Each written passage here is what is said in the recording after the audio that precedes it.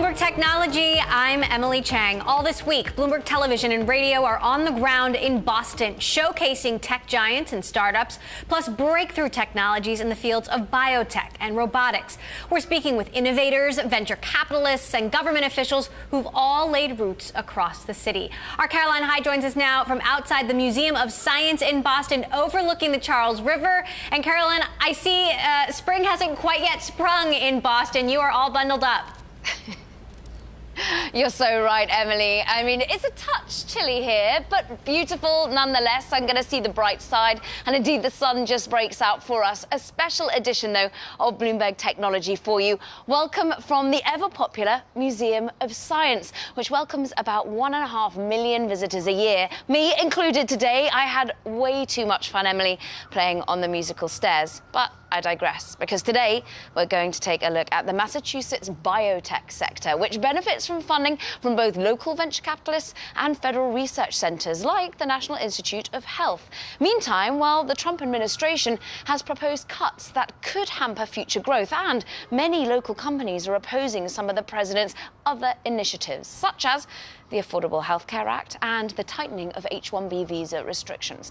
For a look at how some local companies are responding, we're joined now by Bloomberg biotech reporter Donnie Bloomfield and John Auerbach. He's a partner at CRV, which has invested in more than 400 startups, including local success stories such as PillPack.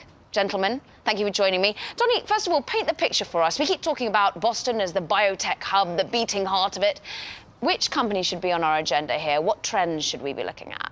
Well, I think that some of the central companies here, of course, are Biogen, Vertex, Alnylam. Some of the largest companies in biotech are based here. And, of course, so many little tiny companies spring up all around them and around the universities around here.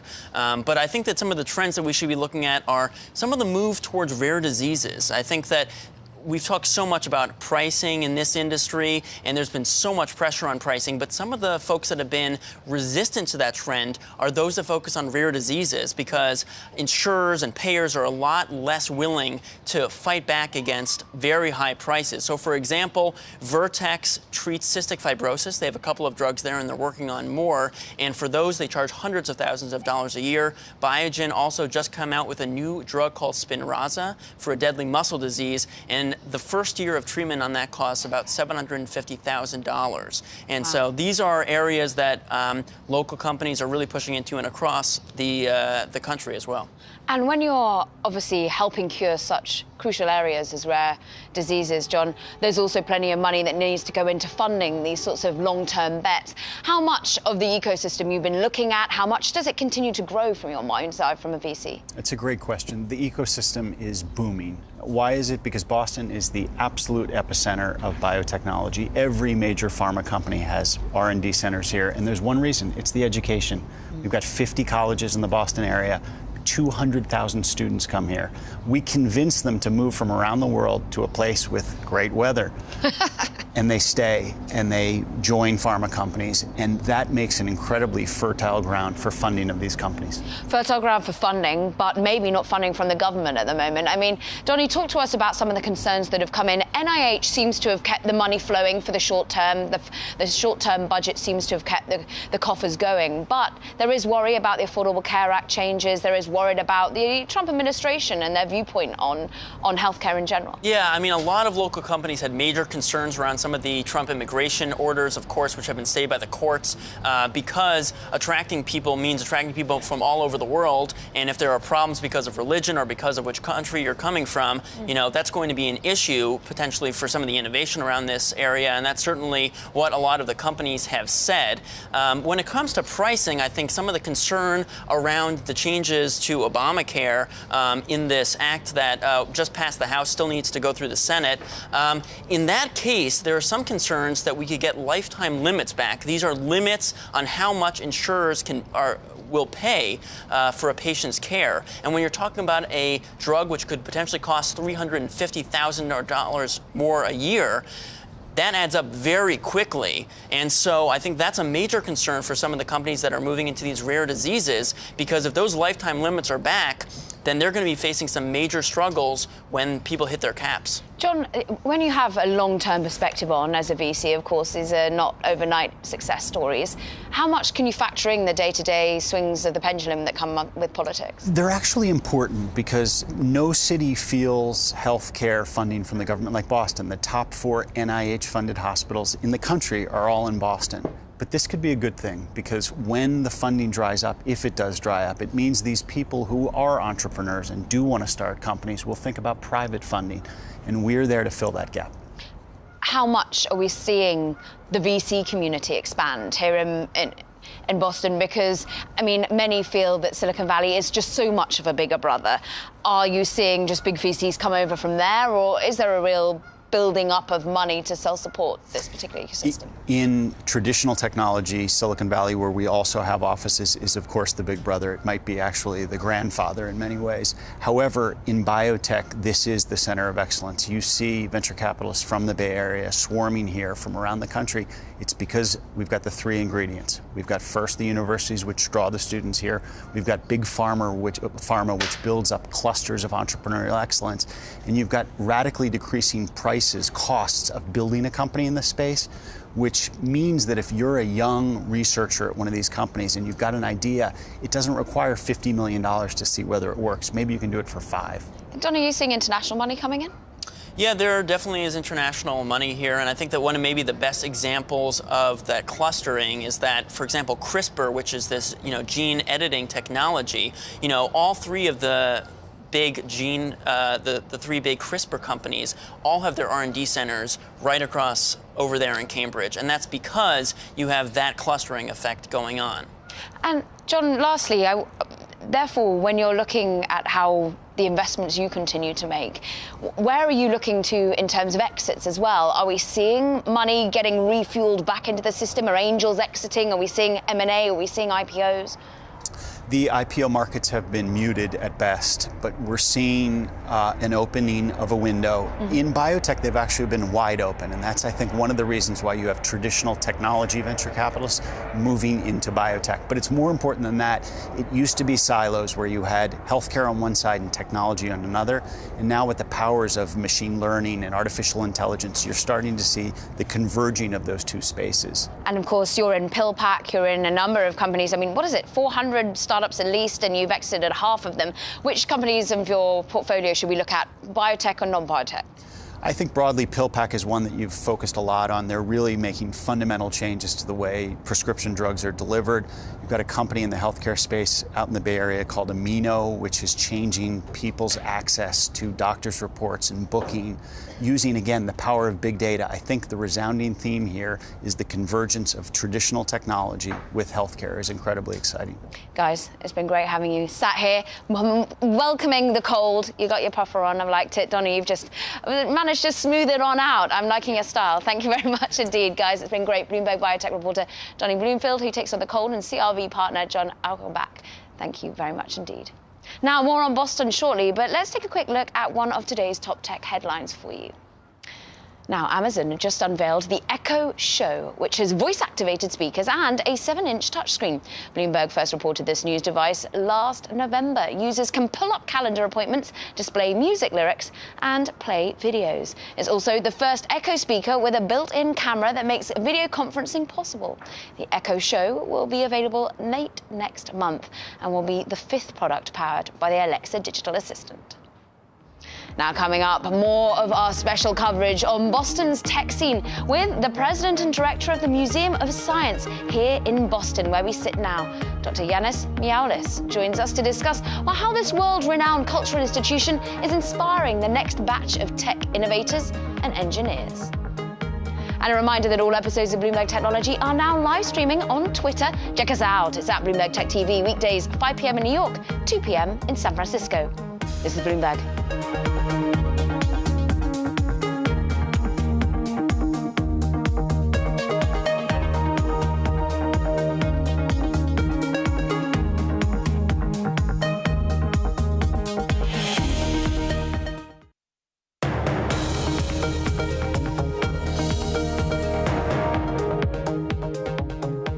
Welcome back to this special edition of Bloomberg Technology, live from the Boston Museum of Science. A cornerstone in maintaining and growing a city's tech ecosystem is passing the love of innovation and science along to the next generation. We are currently in a place that is aiming to do just that. Touted as the city's most visited cultural institution, the Boston Museum of Science offers programs and interactive exhibits that introduce its more than 1.5 million annual visitors to science, technology, engineering and maths. Earlier, I spoke to Dr. Yanis Miaulis, Boston Museum of Science President and Director, and I started by asking about the age demographics coming through the door to visit the exhibitions. Our museum is designed for all ages. Of course, like every other science museum, the age range that most of our visitors fall are children from 5 to about 14 with parents or relatives or friends that come over, along with school groups. But what's appealing to people of all ages is that we not only present science, how the natural world works around us, but also we present engineering as an equal to science, how the human-made world works, and how the two interact together. How is technology wrapped up in the way that science is consumed here at the Boston Museum of Science? Well, we present technology and science as the total world, and how the two coexist together. We have a fabulous new gallery, the Yoki Gallery, which basically presents how technology and science coexist and how the natural world and the human-made world have made this environment here on the Charles River possible. And this is a perfect example of interaction of natural world and human-made world. Interaction with the rest of Boston, not only the river. Talk to us about how the ecosystem works with the Museum of Science, and equally you feed back into it. Well, Boston is a fabulous city for science and technology and a great city to live in. We have some of the best universities, some of the best hospitals, some of the top corporations, both in the high-tech area and the biotechnology area. And the museum offers a wonderful window to the public. So we partner with a lot of companies, a lot of universities to present the wonderful work they do in both research development and technology development. With those partnerships, does money flow? How have you found funding such an institution such as this? We have been very fortunate to attract funding both from federal sources and local sources, corporations, foundations, and of course philanthropy. We're the #1 funded institution from the federal government, our kind of institution, science museum kind of institution. So money is very important for what we do, but because of the kind of work that we do and the engagement that we offer to funding sources, we have been very fortunate. The willingness to give, how much is that also wrapped up with the willingness to see more diversity when it comes to science and education? Because there's a lot of concern that perhaps the reason we don't have ethnic minorities and as many females as we'd like to see in Silicon Valley and in some of the tech giants, no matter where they are in the world, is that STEM isn't really being educated the way it should be. One of our top priorities is to present science and engineering in a way that is equally appealing to both boys and girls and men and women, and also to present science in a way that would be appealing in groups that traditionally don't come to the Science Center. And we have been very fortunate in these areas. Just to give you an example, one of my favorite exhibits is the Design Challenges area, where children can spend about half hour actually to design and build something and compete with each other. One would think, the stereotypical thinking would be that boys would be more interested in that than girls, but apparently we have more girls that are interested in this, with the way we present this engineering activity, than boys. And you're very much talking about a role in education. How do you see yourself fit? Because it's not just the more than 1 million that walk through your doors every single year, it's the 12 million that you're educating worldwide, and I really want to get your focus on where this goes globally. The museum has acted as a wonderful platform to introduce engineering as a new discipline into children's lives all over the world. We started this endeavor when I came here in 2003 and now have become the primary driver of engineering education for young children worldwide. We develop curriculum that's being used now by over 14 million children, actually. We add 2 million children every year. We have trained about 150,000 teachers, and now we operate internationally. How much bigger can that become? What's your view? What's your outlook for the next 10 years? My dream is to have every child anywhere in the world to understand both the natural world and the human-made world, and to have engineering become part of every kid's life. Not necessarily to become an engineer, but engineering offers a wonderful way to learn how to problem solve, which is a skill you can use on anything. And how optimistic are you in today's environment when we have concerns about the administration's dedication to the funding of biotechnology, of education? Is this something that worries you? It's of concern, of course. However, what I have seen through the years is if you do good work and you stick with it, then it's not a big issue. You can plow through it. That was Boston Museum of Science President and Director Yanis Mayelis. Now, SoftBank is said to be close to completing its technology fund as early as next week, with commitments reaching $95 billion. That's according to people familiar with the matter. Companies like Apple and Qualcomm have previously said that they're investing money. The Japanese company announced plans for the Vision Fund last year.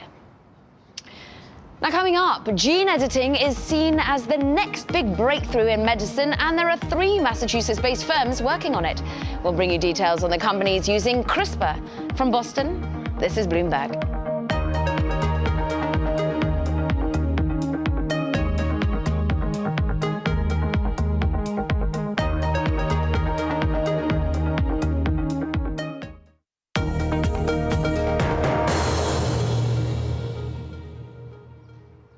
And welcome back to a special edition of Bloomberg Technology from Boston. Now, CRISPR is a new gene editing tool that could transform biotechnology. The technique edits DNA with unprecedented accuracy, and it's hoped will play a big role in medicine. Bloomberg's Donnie Bloomfield spoke with the 3 public companies all located in Cambridge, Massachusetts, that are racing to use CRISPR in real life and prove it can work to treat disease. The gene editing tool, CRISPR, is boosting crops, tweaking the genetics of mosquitoes, and creating Lyme disease-proof mice. Now companies are racing to use the technology in humans. CRISPR is, in my lifetime, probably the most exciting single invention I've seen. Editas, Intellia, and CRISPR Therapeutics are the only public CRISPR companies in the U.S., all with labs in a 3-mile stretch of Cambridge, Massachusetts. CRISPR is a technology to accomplish what's called gene editing. And this is for patients with diseases that are caused by mistakes in the DNA, the ability to go to the level of DNA and repair the broken gene. The biotech companies, which all went public last year, aim to first test the technology in relatively simple genetic diseases, where a small genetic tweak can cause devastating damage. In essence, how this works is, think of a GPS localization signal or a zip code, right? You put a zip code onto what we call a pair of molecular scissors. And the molecular scissors don't work until the zip code delivers the molecular scissors to the part of the region or the part of the genome that we're targeting it to. CRISPR Therapeutics and Editas want to start human trials by 2018. CRISPR is moving at a rapid pace. If you had asked me 2 or 3 years ago how long it's going to take to get to the clinic, we would have predicted a much longer time frame than what we're staring at now. CRISPR Therapeutics wants to start by genetically engineering the cells of people with rare blood disorders outside the body before putting them back in. And Editas aims to inject CRISPR tools into the eyes of people with a rare form of genetically caused blindness. Intellia's Birmingham sounds a more cautious note. His company hasn't given a timeline for when it will put products into people. Given the fact that we're going in and you're modifying your DNA, which we've not been doing with other therapeutic approaches, there are some considerations we need to be very thoughtful about. Scientists in China are moving faster. Researchers there started the first CRISPR human trial last year, and scientists have used CRISPR to modify the genomes of human embryos. Where do you draw the line? That it's a curative treatment or potentially curative treatment for a disease versus an enhancement to an individual. For now, The three leading CRISPR companies in the U.S. are focusing on tackling disease and are in a complex series of patent battles in the U.S. and Europe. Basically, the issue is about inventorship, right? So who actually invented this? With the academic groups behind Intellia and CRISPR on one side and Editas on the other. In February, Editas surged after the MIT and Harvard-backed Broad Institute fended off a challenge from UC Berkeley in the U.S., keeping both patent estates alive for now. Intellia and CRISPR fell in the news and are appealing the decision. It is too early to say which companies are going to be best at developing drugs at this stage of developing medicines. Ultimately, human trials in the next few years will tell us more about how this revolutionary technology will change our genes and our health. I think that the impact, frankly, we're only beginning to understand it. There are 6,000 genetically defined diseases. 95% of them have no approved medicines. So there's a very long list of patients who could potentially be helped with this kind of approach.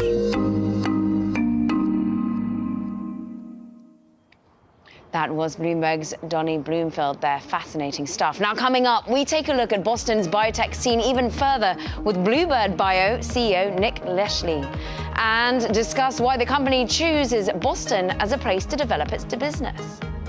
And if you like Bloomberg News, check us out on the radio, why don't you? You can now listen on the Bloomberg Radio app, Bloomberg.com, and in the US on Sirius XM.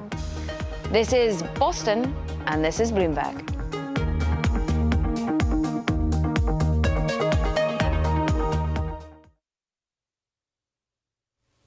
I'm Elisa Parenti in Washington, and you're watching Bloomberg Technology. Let's start with a check of your first word news. The White House is congratulating Moon Jae-in in his election as South Korea's new president. Press Secretary Sean Spicer said the administration is looking forward to working with Moon to strengthen the alliance between the two countries. President Trump and Palestinian leader Mahmoud Abbas just met last week at the White House. Well, now Abbas says the two will meet again in Bethlehem. Abbas says the president has accepted his invitation to join him in the West Bank city during his visit to Israel in 2 weeks. Senate Republicans are getting down to work on their version of the repeal of Obamacare. Senate Majority Leader Mitch McConnell says action is needed now because health markets are collapsing. Democrats sent a letter to McConnell asking him to drop repeal and replace legislation. French police are searching for 3 men suspected of plotting an Islamic State-inspired attack after authorities conducted a major operation at a Paris train station. The evacuation of the station came a day after the tense presidential election won by independent Emmanuel Macron, who has said one of his top priorities will be ensuring France's security. Global news 24 hours a day, powered by more than 2,600 journalists and analysts in more than 120 countries. I'm Elisa Parenti, and this is Bloomberg. It's just after 5:30 p.m. Tuesday here in Washington, 7:30 Wednesday morning in Canberra, Australia. We are joined by Bloomberg's Paul Allen. That is where he is with a look at the markets. Paul, good morning. Good morning, Elisa. Well, we're seeing some strength on the Nikkei futures traded out of Chicago and Osaka. Not so for ASX futures, currently pointing down about 2/3%. This is after the broader ASX fell about 0.5% yesterday, really dragged down by the banking stocks there. Take a look at Commonwealth Bank, for example, off almost 4%, and Commonwealth Bank makes up about 9% of the ASX by weight. So where that one goes, the rest of the market follows, and we could be poised for more of the same today. And that's why I'm here in Canberra, because last night we had the Australian budget handed down, and that contained a liability levy on the big four banks aimed at raising $4.6 billion over the next 4 years. Also in that budget, we see a deficit of $21 billion. The Australian budget expected to return to surplus, though, by 2020-2021. Other things to watch out for today, we have China CPI and PPI for April, and also South Korean unemployment figures. I'm Paul Allen here in Canberra. More from Bloomberg Technology next.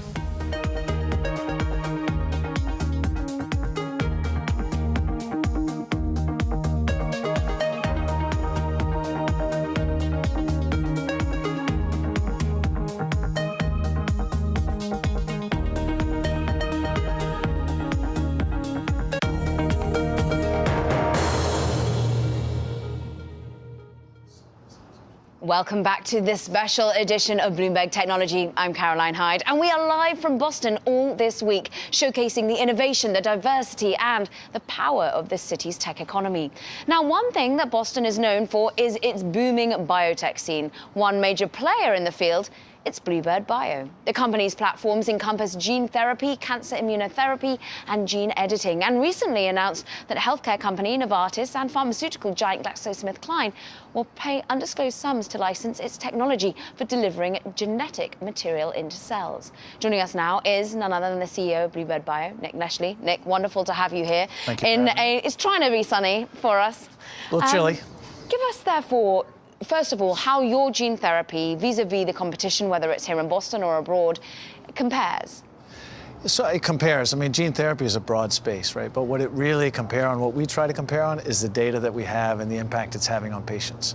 I mean, as a concept, and the promise of gene therapy has always been, you can go in and you can fundamentally alter disease. You can potentially cure disease.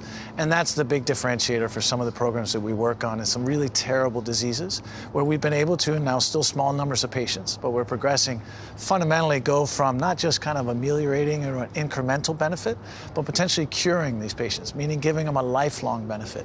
And that is converting the promise of gene therapy that I think all of us have perhaps been rooting for, certainly in the biotech space. That's what Bluebird's all about, and that's what we're trying to do. And a number of the, broadly speaking, gene therapy companies, whether it's gene editing, and there's a whole class of us that are trying to really do something important for patients. And doing it here in Boston and the greater Massachusetts, how important has the ecosystem been for you and some of your rivals or frenemies, as they might be? No, I think we're all trying to do the same thing. So we try to sort of think of it as co-opetition in that sense. But Boston has been fabulous. It's really developed into an ecosystem over the last, let's say, decade, where you have everything you need, in the sense that it starts with academia and ideas, with research and the innovation that comes with it. That moves to the medical institution, the translational nature that brings, and the talent that brings along with it. And then you have the investors, so venture people who really start to seed and start companies, just like Bluebird, where I was originally at a place called Third Rock Ventures to help start Bluebird, sort of restart it, if you will. But then you also have investors, like public investors and others, that can help carry it to the next stage. And then you have biopharma and pharmaceuticals. All we heard earlier in your show, the R&D centers are here. So you kind of have everything you need, plus all the talent, and that's the key part. So the sweet spot, maybe a perfect storm. I want to dig into two of those areas you bring up, talent being one of them, the VC side of you being the other.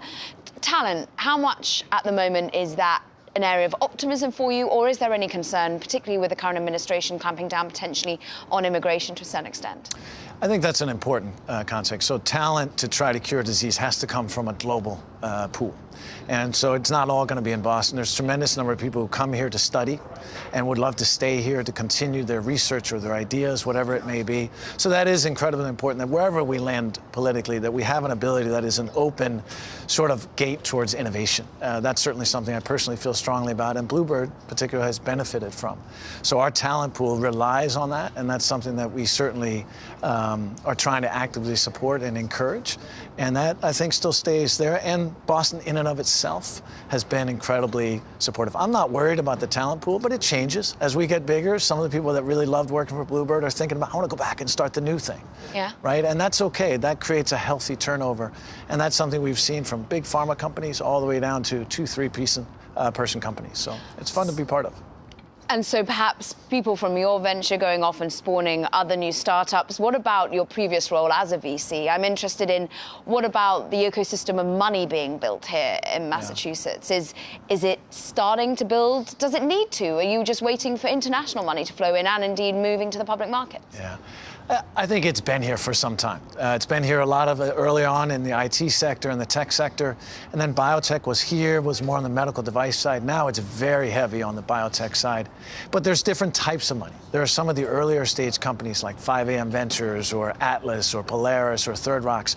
They really try to foster and initiate companies. Smaller dollars, still relatively big in my book, but smaller dollars.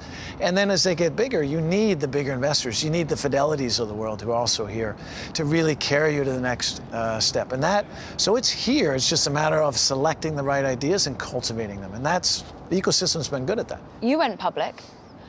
Does it suit these long-term bets that biotech and that Bluebird Bio in its very nature does? How long-term are your investors when you are on a public market such as the NASDAQ? Yeah, well, as I know, I'm sure you know the quote, you get the investors you deserve to some extent, right? And so if each company cultivates itself having a long-term vision, I think you can select for investors that do have the long-term nature. It is a constant struggle. As a CEO, one of the things I don't particularly love is there is a short-term horizon that you have to understand at least.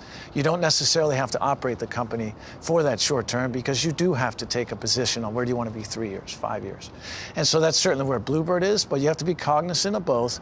And that's a reasonable pressure, right? Because everyone has to contribute their part. And you can't just say, I'm worried about 10 years from now. When you have a lot of investors that are important and have supported the company, you have to be cognizant of that and manage to that.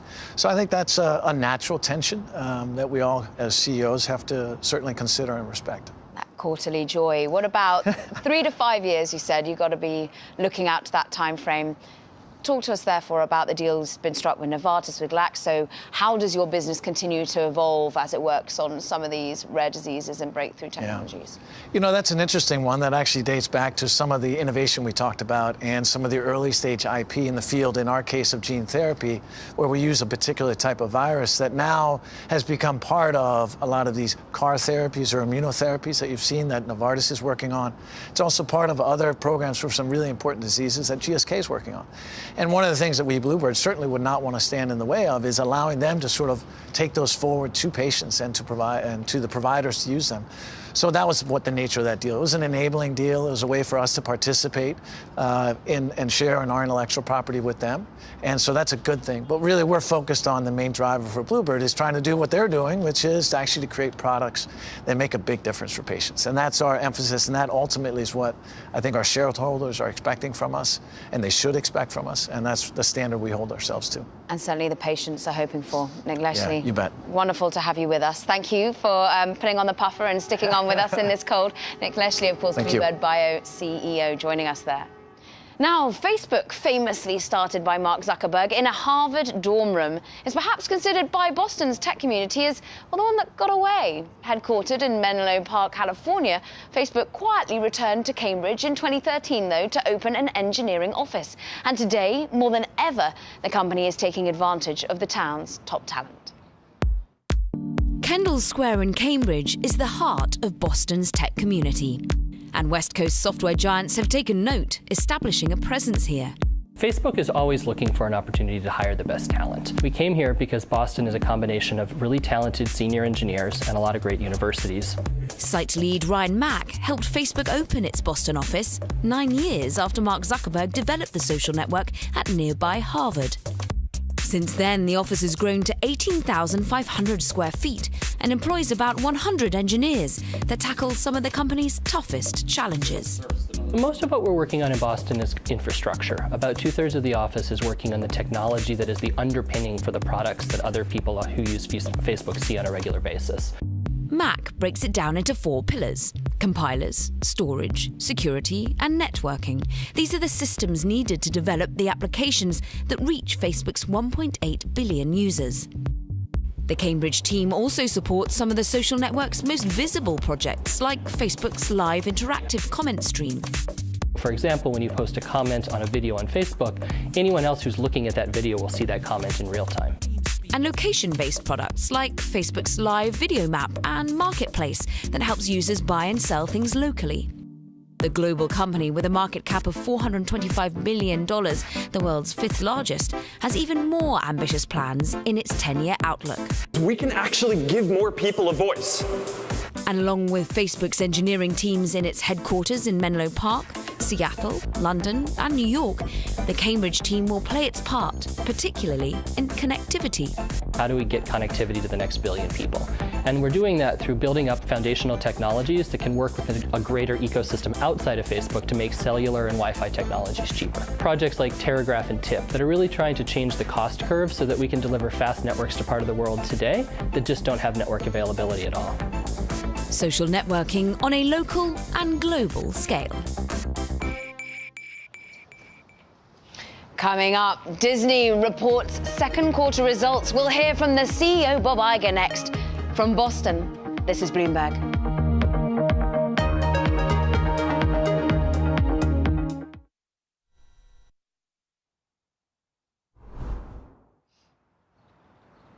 Breaking news live here from Boston for you that James Comey has been removed from heading the FBI. This is a statement from Sean Spicer coming from the president saying President Donald J. Trump has informed the FBI Director James Comey that he has been terminated and removed from the office. President Trump acted based on clear recommendations, he says, of both Deputy Attorney General and the Attorney General. The FBI, Trump says, is one of the nation's most cherished and respected institutions, and today will mark a new beginning for our crown jewel of law enforcement. So says President Trump. A search for the new permanent FBI director will begin immediately, so says the statement. Now, with that, we turn our attention to a different focus. Of course, it was earnings day for the media giant Disney, and it reported after the close. Profit in the quarter declined as its cable division continues to lose subscribers. Let's go now to my colleague David Weston in New York, who's standing by with Disney CEO Bob Iger. David. Thanks very much, Caroline. Yes, we do have Bob Iger, the chairman, the president, CEO of the Walt Disney Company. One of the less credentials he has is he was my boss for some time. So, Bob, welcome back to Bloomberg. Good to have you here. Thank you, David. So as we just said, you've got your earnings out, and what I took at least away from it is you exceeded the expectations with respect to profitability, earnings per share, exceeded them by a good margin. Fell a little short of what was expected on the revenues. We can talk about that, but let's start with where you really had the beat on the earnings. It looks to me like it's a story of the theme parks and the studios. Is that the story from where you sit? It is the story from where I sit for the quarter that we just announced, yes. Both of those units were up 20%, 21%. Parks and Resorts up 20%, Studio up 21%. The result of a continued trend in the marketplace that is quite positive, certainly tourism visitation to our parks, not just in the U.S., but across the globe, and the fact that the product we have in the marketplace is working. And of course, on the studio front is the result of years of smart investment, the acquisitions that we made of Marvel, Pixar, and Lucasfilm, certainly part of that, but also fantastic execution by a first-rate team across the board.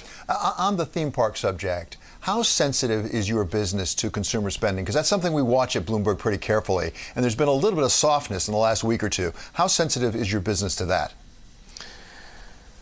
Well, clearly a healthy consumer is good for the Walt Disney Company's theme park business, but the vacations and the experience that we offer are extremely unique.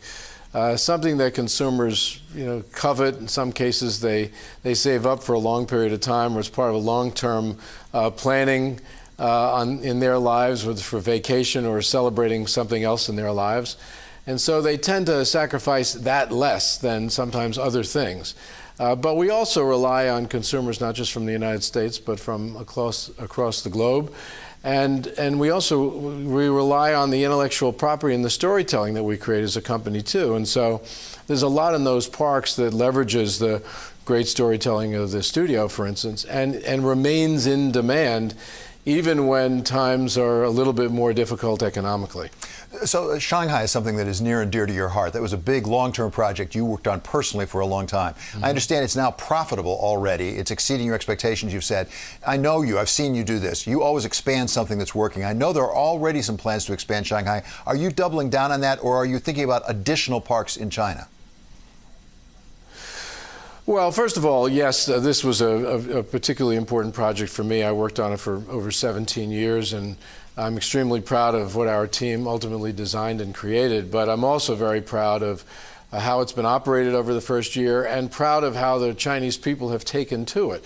So we're probably just a few days away from hitting 10 million in attendance.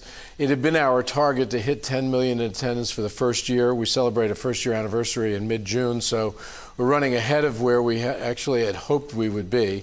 About 2/3 of the attendance is from outside the Shanghai area. That's very, very interesting, because it suggests that this is a national destination, which frankly we didn't expect. I think we thought about this time that about 2/3 of the attendance would be from within the Shanghai region, and the opposite has been the case. So that's very, very encouraging.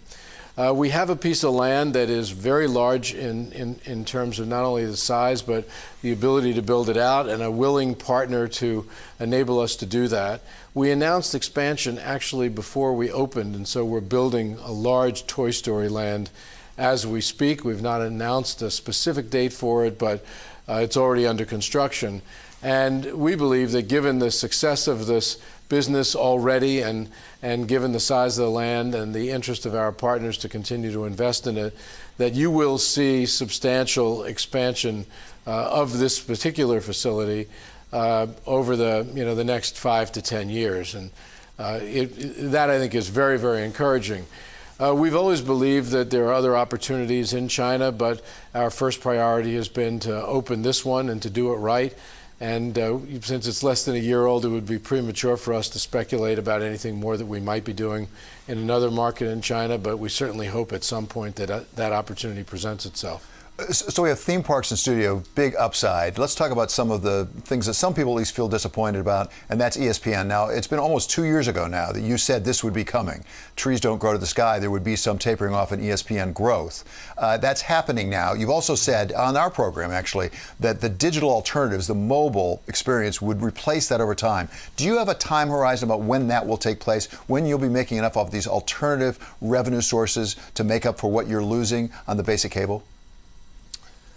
No, well, you're right to point out that we were candid about this a few years ago. Frankly, I think more is being made of this than it deserves. ESPN is still a very, very healthy, very, very profitable business, one of our most profitable businesses. It has a stable of live sports that it is licensed for a long period of time that is going to serve it extremely well, that is serving it well today on its traditional platform, that is starting to serve it well on new platforms, and that will serve it well for the foreseeable future. It is a product that is in demand. And the fact that there is still a lot of competition for live sports rights, I think, only points out just how valuable this product is. And no one's got more of it than ESPN. What's happening is exactly what we thought would happen, and that is that there is a decrease in the number of expanded basic subs on traditional platforms. That's happened for a few reasons. The expanded basic product is relatively certainly more expensive than some of the products that have launched on the new platforms, and has more channels than many people believe they need. It still dominates, by the way, the business. More people are expanded basic subs than anything else, but it's definitely decreasing, and we're starting to see some share shift from that, the large bundle, so we should call it, at a price that is typically in excess of $100, to smaller bundles that are launching on mostly new platforms, over-the-top, digital-only platforms, in some cases platforms that are very mobile-friendly and very, very user-friendly. And that's attractive certainly to younger people, not just because of the cost, but because of the usability factor. And that bodes well for us. We're seeing some nice growth, but some of these platforms are brand new. YouTube just launched theirs a month ago, and Hulu just launched theirs this week. And so it's still too soon to say, when lines will cross or when that will, I'll say, pick up the slack that has been created by some sub losses on the other side. But we're encouraged by the signs that we see. We believe we've got great product to offer. The distributors know that live sports is imperative for them to succeed in that space, and that's why they're negotiating deals that have ESPN on all of their subs. This is only the beginning, and it will continue. And frankly, we're feeling very optimistic about it. I think the reaction to it suggests otherwise, but that's not the case with us, and we've taken a number of steps to contend with exactly what we're seeing.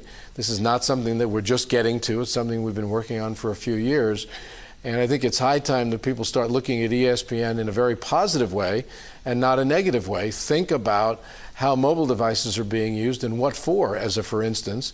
That live sports window, or that player that has live sports on it, is very valuable when you're sitting with a smartphone or a tablet or a laptop, whether you're in your office or in a bus or wherever. And I just think that the pessimism about ESPN is highly exaggerated. Okay, Bob, thank you very much. I'm sorry we're running out of time. I've got a lot more questions, but I really appreciate you taking the time to be with us.